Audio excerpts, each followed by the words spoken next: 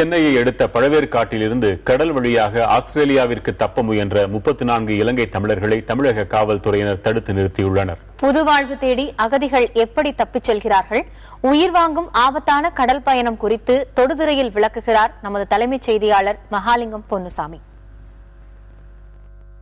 அகதி என்ற வார்த்தையே பலருக்கும் பிடிக்காத ஒரு வெறுக்கத்தக்க ஒரு வார்த்தையாகவே இருந்து வருகிறது. பல ஆண்டுகளுக்கு முன்பிலிருந்து தமிழகத்தில் உள்ள 140க்கும் மேற்பட்ட முகாம்களில் இலங்கை தமிழர்கள் அகதிகளாக வாழ்ந்து வருகிறதை நாம் கண்கூடாக பார்க்கிறோம். இவர்களில் பலர் தற்பொழுது ஆஸ்திரேலியா செல்ல வேண்டும், அங்கு ஒரு நல்ல வாழ்க்கை அமைத்துக் கொள்ள வேண்டும் என்ற முயற்சியில் ஈடுபட்டு வருகிறார்கள் என்பதையும் பார்க்கிறோம். ஆனால் அவர்கள் தவறான ஒரு கடல் பயணத்தை தேர்ந்தெடுக்கிறார்கள். அது மிகவும் ஆபத்தான கடல் பயணமாகவும் இருக்கிறது. அந்த கடல் பயணம் குறித்த ஒரு தெளிவான ஒரு தகவலை நான் உங்களுக்கு சொல்ல இருக்கிறேன். பழவேற்காட்டிலிருந்து கடந்த வாரம் 40க்கும் மேற்பட்ட தமிழர்கள் இதுபோன்ற சிறிய ரக படகுகளை எடுத்துக்கொண்டு ஆஸ்திரேலியா செல்வதற்கான முயற்சியில் ஈடுபட்டார்கள். ஆனால் அது மிகவும் ஆபத்தான பயணம். ஆனால் ஆஸ்திரேலியாவுக்கு அவர்கள் செல்லவும் முடியாது. சட்ட ரீதியாக அவர்கள் கிறிஸ்துமஸ் தீவு என்ற ஒரு தீவுக்கு மட்டுமே செல்லக்கூடிய ஒரு சூழ்நிலை இருக்கிறது.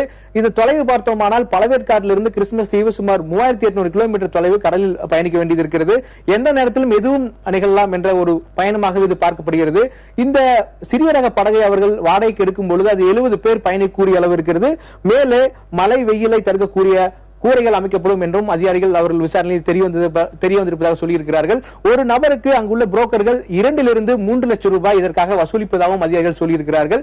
பிஸ்கட்டும் தண்ணியும் மட்டும்தான் கிட்டத்தட்ட இந்த பயணம் முழுவதும் ஒரு பிரதான உணவாக இருப்பதாக சொல்லியிருக்கிறார்கள். அரிசி, கோதுமை உள்ளிட்ட உணவு வகைகள் எல்லாம் முதல் 2 நாட்களுக்கு மட்டுமே இருப்பு வைக்க முடியும் எனவும் அவர்கள் சொல்லியிருக்கிறார்கள். மேலும் இன்னொரு மிகப்பெரிய சவால் என்னவென்றால், இந்த இந்து மகா சமுத்திரம் முழுவதும் கடல் என்பது மிகவும் கொந்தளிப்பாக இருக்கக்கூடிய தருணத்தில் தான் அவர்கள் செல்கிறார்கள். இந்த 15 நாட்கள் பிரயாணத்தில் கடல் எது மாதிரியான ஒரு சூழ்நிலை இருந்தாலும் அவர்கள் செல்ல வேண்டிய ஒரு நெருக்கடி இருக்கும் ஒரு சூழ்நிலை இருக்கிறது. எனவே கடலில் அவர்கள் செல்லும் படகு மூழ்கக்கூடிய அபாயம் இருப்பதாகவும் அதிகாரிகள் எச்சரிக்கை விட்டிருக்கிறார்கள். இப்பொழுது இன்னொரு தகவலும் இருக்கிறது. நேரடியாக வரும் அகதிகளுடைய படகை ஆஸ்திரேலியா ஏற்றுக்கொள்வதில்லை. இது நிறுத்தப்பட்டு 3 ஆண்டுகளுக்கு மேலாகிறது.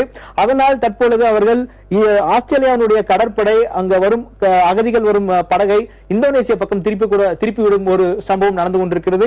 2013 இதே போன்ற ஒரு சம்பவம் நடந்திருக்கிறது. இந்த தொலைவு பார்த்தோமானால் கிறிஸ்துமஸ் தீவிலிருந்து இந்தோனேசியாவுக்கு 1057 கிலோமீட்டர் இருக்கிறது. அது மட்டுமல்லாது இது ஒருவேளை அப்படி அனுப்ப முடியாவிட்டால் இங்கிருந்து நேரடியாக பப்புவா நியூகினியா என்ற ஒரு தீவுக்கு அனுப்பிவிடுகிறார்கள். அதனுடைய தொலைவு பார்த்தோமானால் 4229 கிலோமீட்டர் தொலைவு கிறிஸ்துமஸ் தீவிலிருந்து இருக்கிறது. அங்கு அனுப்பி அங்கு அவர்களை தங்க வைத்து விடுகிறார்கள். ஆஸ்திரேலியாவுக்குள் யாரும் அனுமதிக்கப்படுவதில்லை அகதிகளாக செல்பவர்களை என்ற ஒரு நிலைமை இருக்கிறதை பார்க்க முடிகிறது. ஒருவேளை ஏதாவது ஆபத்து என்றால் இந்த ஹெட்லேண்ட் துறைமுகத்துக்கு அனுப்புவார்கள். அதுவும் தற்பொழுது நிறுத்தப்பட்டிருக்கிறது. எனவே அகதியாக செல்பவர்கள் அங்கும் சென்று அகதியாகத்தான் இருக்க முடியுமே தவிர ஆஸ்திரேலியாவில் குடியுரிமை பெறுவதற்கான வாய்ப்பே இல்லை என்று அதிகாரிகள் தெளிவாக தெரிவித்திருக்கிறார்கள். எனவே அகதிகளாக தொடரும் இந்த பயணம் என்பது மீண்டும் அகதியாக வாழக்கூடிய ஒரு சூழ்நிலை இருப்பதை பார்க்க முடிகிறது.